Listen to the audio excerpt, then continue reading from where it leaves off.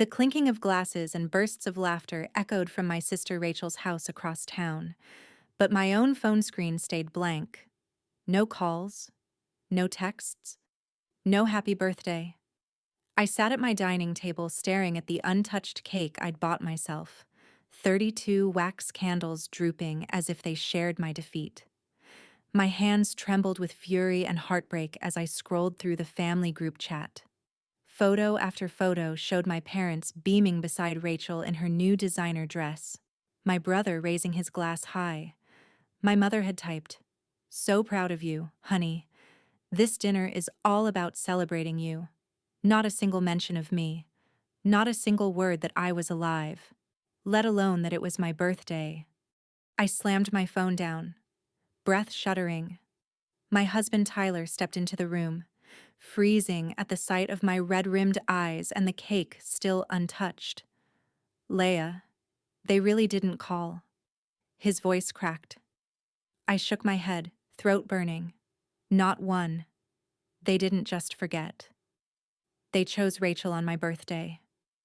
His jaw clenched so tight I thought his teeth might break. Then, without a word, he pulled something from his pocket. Keys. Heavy silver keys that jingled like a secret promise. He placed them in my palm and whispered, "Come with me." Confused, I followed him out into the night. The streets were quiet, the air sharp. We drove across town, past glowing diners and hushed rows of houses until we reached a cul-de-sac where a home stood waiting. White pillars, a wide porch, golden light glowing through tall windows. It looked like something from a dream. Tyler turned to me, eyes soft. "Happy birthday. Laya, this is yours. Ours." My knees weakened. "Tyler." He steadied me with his gaze. "I didn't want you to start another year feeling unwanted. You deserve a place that's yours. A place no one can take." Tears streamed down my face as I stepped onto the porch and slid the key into the lock. The door opened to high ceilings, fresh paint, a staircase stretching like a promise of new beginnings. Tyler hadn't just given me a house. He'd given me proof that I mattered. Behind me, he lifted his phone, recording quietly as I touched the doorframe, tears spilling, a stunned smile breaking through. He uploaded the short clip later with the caption, "Her first step into our new life. Happy birthday, love." Minutes later, my phone buzzed relentlessly. The family group chat exploded. Messages piled one after another. My mother, Laya. "What is this new house? Why didn't you invite us to see it?" Rachel, "You're being secretive. What are you hiding?" For the first time that night, I smiled not from pain, but from power. Suddenly they weren't ignoring me. They were choking on the fact that I no longer needed them. The messages burned with accusation.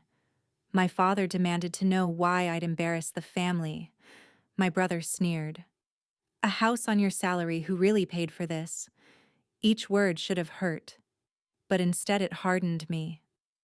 Tyler leaned against the doorway, calm but unyielding. "Don't let them poison this moment. This is ours, not theirs."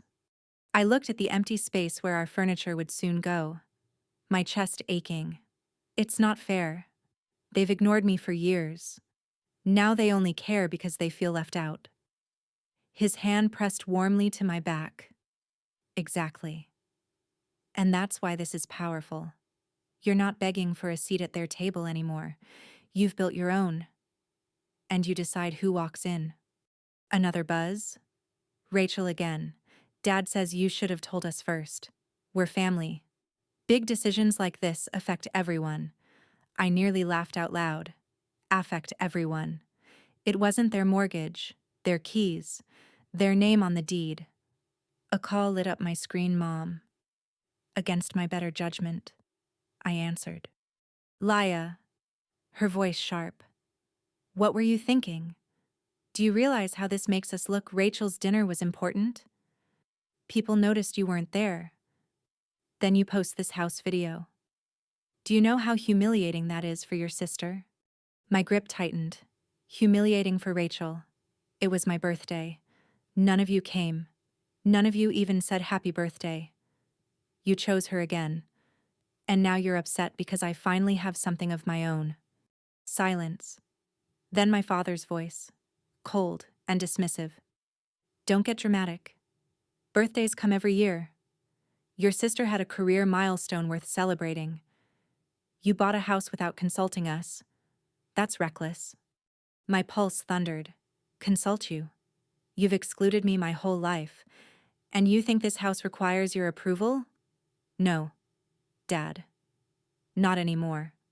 His exhale came sharp. You'll regret this attitude. I hung up, my hands trembling not from fear but from fury, from release. Tyler's arms were around me instantly. You don't owe them explanations. You don't owe them your joy. I buried my face against him, voice breaking. I just wanted one birthday where I didn't feel invisible.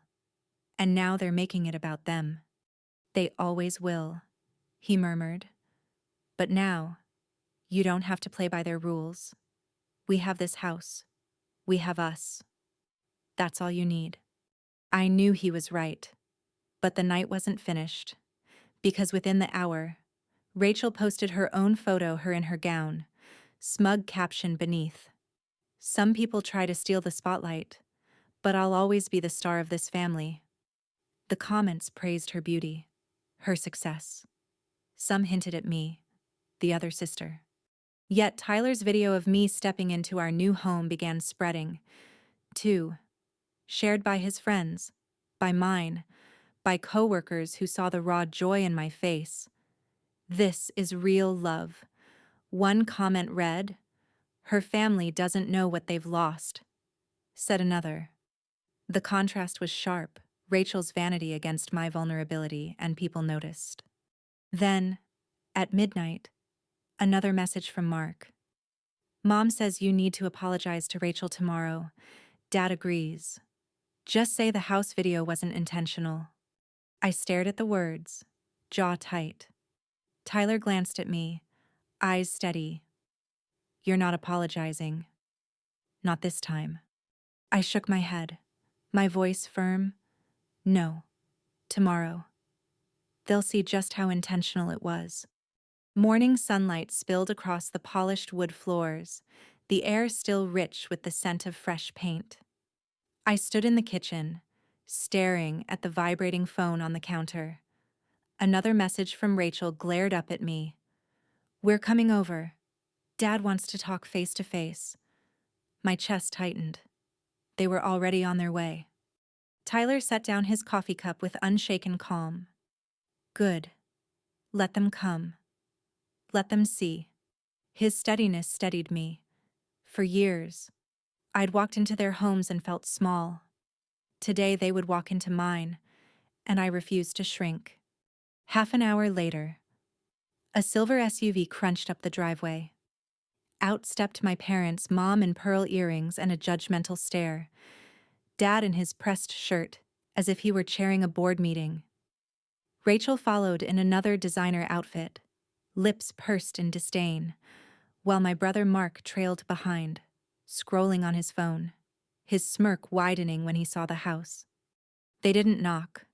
They walked in like they owned it. My mother's eyes scanned the high ceilings, the sweeping staircase. This is nice, she said flatly. No warmth in her tone, only suspicion. Rachel let out a mocking laugh. Cute. Smaller than I thought. Instagram made it look bigger.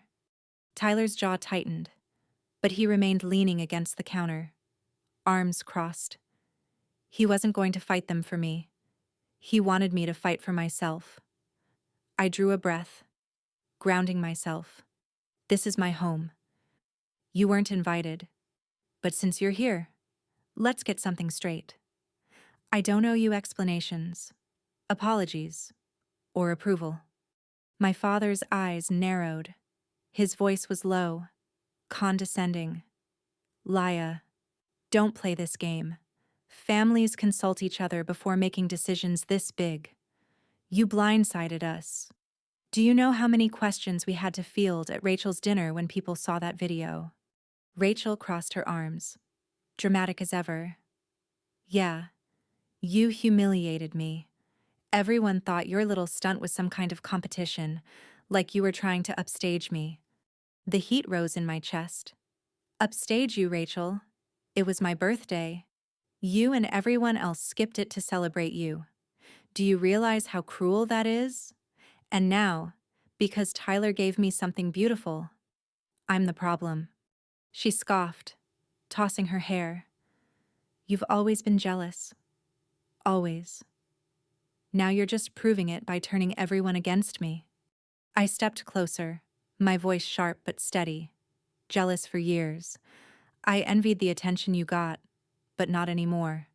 Because I finally understand something. They didn't celebrate me not because I wasn't worthy, but because they chose not to see me. That's on them, not me. The room went still. My mother's face hardened. Laya, don't twist this. We only want what's best for you. But you've made this family look selfish and uncaring. Tyler's voice cut in, deep and calm with an edge of steel. Because that's exactly how you acted. Their heads snapped toward him, as if they'd forgotten he was there. He stepped forward, brushing his arm against mine. You left your daughter alone on her birthday. You chose another child over her again. And now, when she finally has something of her own, you demand she apologize. No, you don't get to rewrite this. Dad's face turned red. Watch your tone. This is family business. Tyler's eyes darkened. She is my family, the only one that matters to me. And she doesn't need your approval to exist, to breathe, or to own a home. She isn't your property. My throat tightened, his words wrapping around me like armor. But Rachel's laughter sliced through the tension. Oh, please. This house isn't even yours. Admit it. Tyler bought it. You couldn't afford this place. Laya, you've always been average. That's why you'll never measure up. I stepped forward, anger coursing through me. You're wrong. Tyler and I bought this together. I put in the work, the savings, the sacrifices. You think I'm average because everything's been handed to you. But I earned this. Every inch of these walls has my name in it. Rachel's smirk faltered. I pulled out my phone and opened the family chat. Their messages from the night before glared back at me, accusations, belittlement. I held the screen up. This is who you are. This is how you treat me. You want me to apologize? No. This is the last time I let you belittle me in my own life. For a moment, the room froze. My parents looked at me as if I'd grown taller, transformed into someone they couldn't diminish. Then Tyler tapped his phone, and the video he posted the night before began to play on the living room speaker. My trembling hands unlocking the door, my tears spilling, my stunned smile lighting my face. Raw. Honest. The sound of my sob turned into something stronger as the video filled the room. My family shifted uncomfortably. They couldn't spin this moment. They couldn't erase it. Rachel's eyes darted away. My mother's lips pursed. My father's jaw clenched. But me, I felt powerful. For once, their silence wasn't crushing. It was satisfying. They weren't ignoring me anymore. They were speechless. The silence pressed heavy, like the very walls were waiting to see what would happen next. Rachel's eyes narrowed as she snapped. This is ridiculous. You're just playing the victim again, posting videos like this to make us look bad. Do you even realize how childish this is? I turned toward her, my pulse steady, my voice clearer than I'd ever heard it. Childish. You all left me alone on my birthday. You raised glasses to Rachel while I stared at a cake I bought myself. That wasn't childish. That was cruel. She rolled her eyes, but I didn't let her interrupt. I stepped closer, refusing to shrink. You've been celebrated your whole life. Rachel, every minor win, every tiny success they threw parties for you. Me, I had to fight for scraps of attention, and now that I finally have something of my own, you can't stand it. Mark snorted from the couch, barely looking up from his phone. You're blowing this out of proportion. It was just one night. One night, Tyler's voice cut sharp as a blade. Try a lifetime. I've watched them dismiss her, belittle her, act like she was invisible. And yet she's stronger than any of you because she never stopped trying. I glanced at him, my chest tight with gratitude, but I knew this was my moment. I looked at each of them. Mom, Dad, Rachel, Mark, the people whose approval I had chased like oxygen. My voice trembled, not with fear, but release. I used to believe that if I worked hard enough, stayed quiet enough, made myself small enough, maybe you'd finally see me. But I realize now you never wanted to see me. You wanted me to stay beneath you, easy to ignore. Mom's lips tightened. Laya, that's not true. It is true, I said, my voice rising with years of pent-up pain, but it doesn't matter anymore. Because I see myself now, I don't need your approval. I don't need your applause. This house isn't just wood and brick, it's freedom. And you don't get to step into my freedom just to poison it. Rachel scoffed, her voice dripping venom. So what now? You're cutting us out, pretending you're better than us because you got a house. I shook my head slowly, calm, deliberate, not pretending. I am better. Better than the person I was when I begged for your love, better than the woman you ignored last night, better because I finally chose myself. The words cracked through the room like glass shattering. My father adjusted his watch, a nervous tick he'd never admit to. His tone was icy. If this is how you want to play it, fine. But don't expect us to come running when reality hits. Families don't break this easily. A sad smile curved my lips. Reality already hit me. Dad. It hit me last night when I realized I was celebrating alone while you toasted Rachel. You broke this family long before tonight. I'm just choosing not to carry the pieces anymore. The silence stretched, thick and unrelenting. My mother's eyes darted away, her pearls trembling at her throat. Rachel bit her lip, finally without a comeback.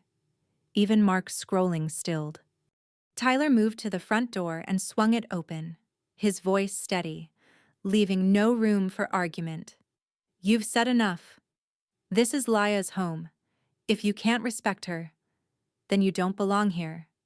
Their gazes flicked between him and me, searching for the old version of me who would cave, apologize, back down. But I didn't move. I only whispered, goodbye. One by one, they left. Rachel threw me a glare, but it lacked the sharpness it once held. My father muttered under his breath. My mother shook her head, lips pressed tight. The door shut behind them with a finality that sent a rush of air through my chest. The house fell quiet again, but it was a different kind of silence, not empty, not painful, free. I leaned against the wall, tears welling but not broken tears. These were lighter, cleansing. Tyler pulled me into his arms, his voice warm against my hair. You did it. You finally stood up to them. I pressed my forehead to his chest, my voice shaking. I thought I'd feel guilty, but I don't. I feel lighter. He kissed the top of my head. That's because you let go of a weight that was never yours to carry. That night, we sat on the living room floor surrounded by pizza boxes, laughter spilling between us as we planned where our furniture would go. Every corner felt brighter, every wall echoing with possibility. My phone buzzed again. Another message in the family chat. Rachel, so this is it? Then? You're really cutting us off. I typed slowly, each word deliberate. I'm not cutting anyone off. I'm just not waiting at a table where there's no seat for me anymore. If you want to be in my life, come with respect. If not, stay out. I'm done begging. I set the phone down, looked at Tyler, and smiled. For the first time in years, I wasn't invisible. I was finally seen by myself, and that was enough. The days that followed felt like breathing clean air after years of smoke. Every morning I woke in the new house, sunlight pouring through wide windows, and I felt something I hadn't known in years: peace. Tyler and I painted walls, argued playfully about furniture choices, ordered takeout when we were too tired to cook. The house grew warmer, fuller, more hours with every passing hour. And yet, the quiet hum of my phone reminded me the story wasn't finished.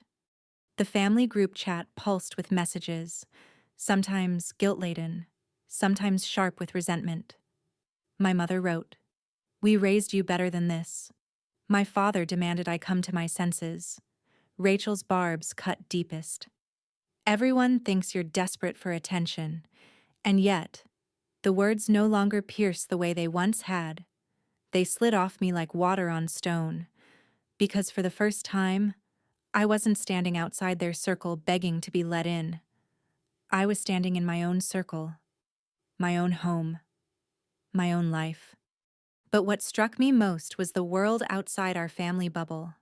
Tyler's video kept spreading, shared by friends of friends, strangers who found something in it that resonated. Comments poured in. "This is what love looks like. She deserves every happiness." Some even said, "Her family doesn't know what they've lost." It startled me to realize that people who had never met me could see my worth clearer than my own blood had. Rachel, of course, noticed. She doubled down, posting flawless photo shoots, captions dripping with superiority. Some people crave attention. I earn mine. Her followers cheered her on, but I could sense the shift. For every compliment she received, Tyler's video had 10 times the shares. For every carefully staged photo she posted, I had a clip of raw joy that people believed in. One night, Tyler and I sat on the porch, the cicadas buzzing in the humid air. I scrolled absent-mindedly and noticed a message not in the family chat, but directly from Mark. "Hey, I didn't mean what I said about your salary. The house is nice. You looked happy." For a moment, my heart stuttered. A crack of light where there had been only walls. I didn't reply right away, but I saved the message, rereading it later when doubts crept in. Still, the pressure didn't disappear. My father called twice more, leaving voicemails that swung between anger and cold reason. "Laya, you're making a mistake isolating yourself. Family is family. At the end of the day, you'll need us." Each word dripped with entitlement, as if love were a debt I still owed them. Tyler caught me listening to one of those voicemails late at night. He took the phone gently from my hand, shut it off, and said, "You don't have to keep their words alive. Laya, not anymore." His calm certainty gave me strength. But then came the invitation. Rachel announced a lavish party to celebrate her new promotion, a week after my birthday had been forgotten. She sent me a message dripping with false sweetness. "You should come. Show everyone there's no bad blood. It'll make you look better." I stared at the screen, laughter bubbling up bitter in my chest. After everything, she wanted me to attend just to polish her image. When I told Tyler, he tilted his head thoughtfully. "Do you want to go?" "No," I admitted. "But part of me wants to walk in there and show them I'm not hiding anymore." He reached for my hand. "Then don't go for them. If you go, go for you. To prove to yourself that you're not the same woman who used to beg for their approval." I lay awake that night, torn between old wounds and new strength. And in the quiet hours before dawn, I realized something. My life wasn't about proving anything to them anymore. It was about living fully, loudly, without apology. Still, part of me wanted closure, not to win them over, but to show myself I had truly changed. So when the day of Rachel's party arrived, I chose carefully. I didn't wear anything extravagant. I didn't plan a dramatic entrance. I simply walked in with Tyler at my side, my head held high. The music pulsed, the chandeliers sparkled, and whispers rippled as people noticed me. For once, I wasn't shrinking in Rachel's shadow. Rachel's smile froze when she saw me. My parents stiffened, but I didn't flinch. I wasn't there for them. I was there for me to stand in a room that once defined my worth and realize it no longer held the power to. Rachel swept across the room, her heels clicking like a metronome of irritation. Her smile was wide, too wide, all teeth, and no warmth. Well, well, you actually came, she said, loud enough for nearby guests to hear. I didn't think you'd show your face after all that drama. I met her gaze evenly. It's not drama to want to be acknowledged on your own birthday. A few heads turned, people pretending not to listen but clearly hanging on every word. Rachel's cheeks tightened, though her laugh came brittle, always so sensitive. Before she could steer the moment, Tyler slipped his hand into mine. The gesture was simple, grounding, but powerful. His presence reminded me I didn't need to win this fight I'd already won by standing here unapologetically. My parents approached. Their practiced smiles stretched thin. My mother's pearls gleamed beneath the chandeliers as she whispered, "Leia, you could have declined politely instead of creating this spectacle. Think of Rachel. This is her night." I shook my head. It was supposed to be my night last week. You didn't think of me then. My father's jaw flexed. We've explained this. Rachel's promotion is significant, and my existence isn't. My voice was low, but it carried. Guests nearby shifted uncomfortably. I hadn't planned to air wounds in public, but the words came unchained. You chose her again and again, even when it meant erasing me. For once, neither of them had a response. Rachel tried to fill the silence with another dismissive laugh, but it rang hollow, because the truth hung heavy, undeniable. Tyler squeezed my hand and leaned close, whispering, "You don't have to stay." He was right. I didn't. I had nothing left to prove. Not to them. Not to this room full of people who had cheered Rachel while I disappeared in the background. So I straightened, offered a small smile, and said, "Congratulations, Rachel. I truly hope you enjoy your success." Then I turned, my dress swaying, and walked out with Tyler beside me. The night air outside was cool, sharp, honest. I inhaled deeply, every step away from that building lighter than the last. For the first time, leaving didn't feel like defeat. It felt like freedom. Back at our house, we curled on the couch, the hum of quiet wrapping around us like a blanket. Tyler rested his chin against my hair. "You didn't let them take your power. I'm proud of you." I smiled into his chest. For so long, I thought I had to earn their love. But maybe the lesson is that not all families give the kind of love you need. Sometimes you have to build your own. The days turned into weeks, and slowly the messages from my family grew less frequent. Rachel still posted her perfect photos. My father still left occasional clipped voicemails. My mother still dropped passive-aggressive texts. But none of it held weight anymore. Their approval was no longer my compass. Instead, I filled my days with life in the house we'd built together. Tyler and I hosted friends who laughed loud and stayed late. We painted walls with colors that made us smile, cooked dinners that ended in dancing barefoot in the kitchen, and sat on the porch watching sunsets that belonged only to us. The house wasn't just shelter, it was a declaration. I mattered. I was seen. And most importantly, I had chosen myself. Sometimes at night, I'd think back to that birthday cake with its 32 drooping candles, the girl who sat at that table, waiting for a call that never came, felt like a ghost from another life. Because that night, though painful, had been the crack in the wall that let the light in. It forced me to stop waiting at a table where there was never a seat for me and to build one of my own. And maybe that's the lesson worth sharing. Your worth isn't measured by who ignores you, but by what you choose for yourself when you realize you've been unseen for too long.